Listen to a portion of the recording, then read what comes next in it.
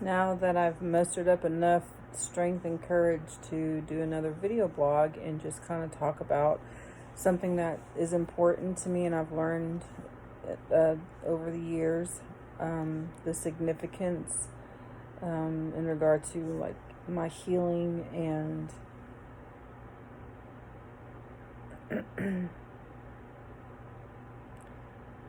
coming to a place where it's necessary for my own physical, emotional, and psychological well-being, and that is giving yourself permission to let go. And before you click off this video, it's not what you probably think, and not entirely what you think it is. But we oftentimes, even those of us who've done tremendous healing, have a hard time with letting things go, because it's a process. It brings all types of emotions.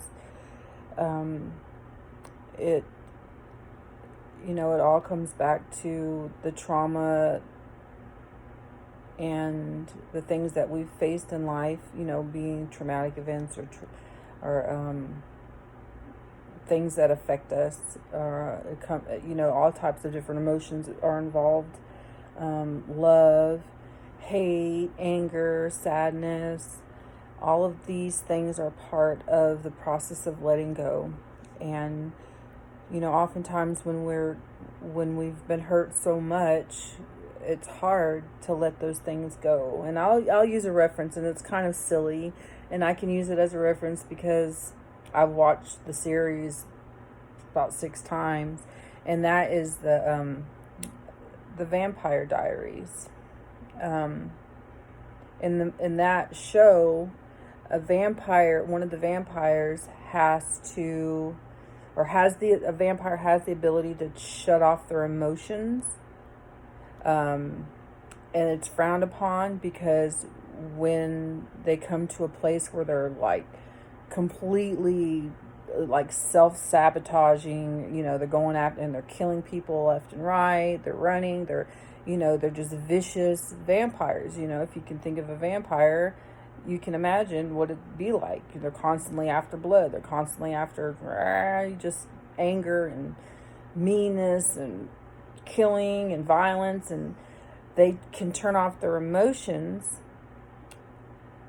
and not feel anything while they're doing that. However, when they come to a place where they feel like they have to turn their emotions back on, and in this particular reference, love played a huge part of that, turning their emotions back on. The vampires fell in love with somebody and they see them and they're encouraged to turn their emotions back on, or they can end up killing the one that they love. So there were plenty of times throughout the series that they turned their emotions back on, and everything that they did come flooding back in. Memories, things that they did to hurt people, their different, slayings that they performed. All these things came rushing in at one time for them, and it was painful. Our emotions can be so strong that they are extremely painful physically for us. And I'll use another example for myself. Just here recently, I made I found a very strong soul connection with somebody, and our bond was really strong, and it still is strong in a lot of ways, and it's taken a lot of healing and a lot of hurt for me to get to the place where I can talk to her without closing myself off with that, it's, to make a long story short with that, it was a very confusing time in my life, trying to find myself, trying to find healing, with other relationships. It was just like a very pivotal enlightenment and painful part of my life, and it's definitely brought me to where I am now. So with that being said, I had to learn to let it go. And what I mean by that is, being somebody who understands trauma, who's experienced it, who's studied it for years, who knows all types of trauma, can relate, can understand. Letting go of something means allowing your emotions to well up, giving yourself permission to cry. I was watching a video today, and the lady that I was listening to said that she felt depressed. She don't know why. She just felt depressed, and she just kept holding her tears back. And I can very much relate to that, because I don't want to feel the pain that is associated with crying. And, even growing up, it was considered a weakness to cry. So I've had to get through that to allow myself to just let go. And it's super important to allow yourself to feel whatever emotion your body is trying to release. And remember, when you take in stuff, it's got to come out somehow. And being an empath, a lot of time I've had to learn how to not take in people's emotions, because it's just something that I naturally do. It is extremely hard to do with somebody that you love, or extremely hard to not do that with somebody that you love. For instance, feeling my child's emotions and taking them in as my own. It's hard not to do that when you love somebody, because that's just who I am. So today I just sat in my truck, and a song came back and just brought back memories. And I'm like, okay, I can choose to just block this off and become hard to it, become bitter towards it.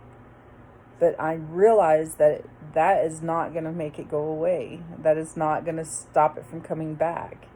I have to choose to keep blocking that feeling and emotion, or to let it in and cry and get angry and be sad.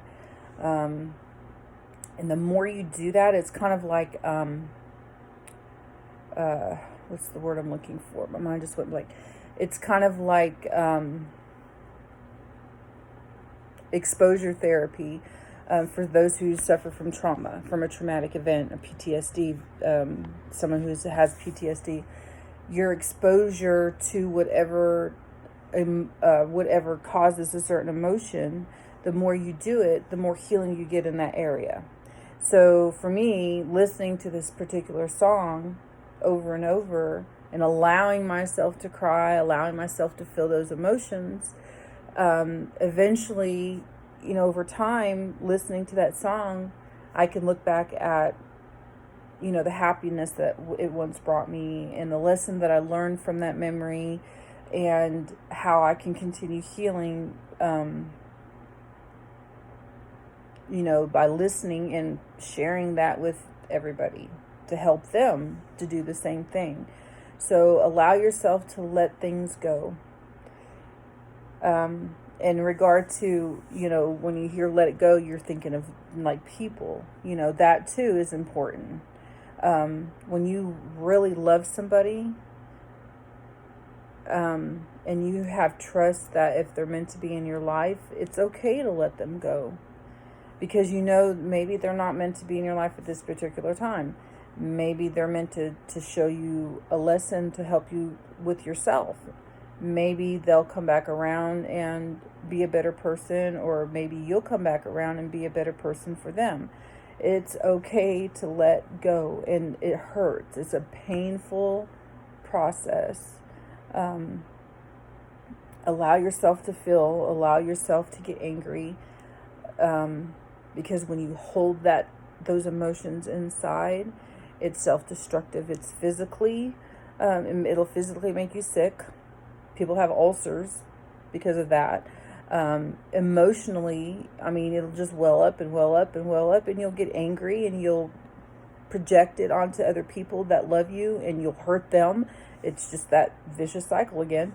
And it will hurt you psychologically, because things, trauma is an injury to your brain, but when you're holding emotions in and not releasing them, it's just like it does damage to your nervous system. It does damage to your memory. It's super important to let things go. Allow yourself to feel, and then learn how to bring yourself back to yourself and find that peace that you need after those emotions come in and you've released them. So anyway, I'm glad that I was able to share that, and it's okay to cry. All right, good night.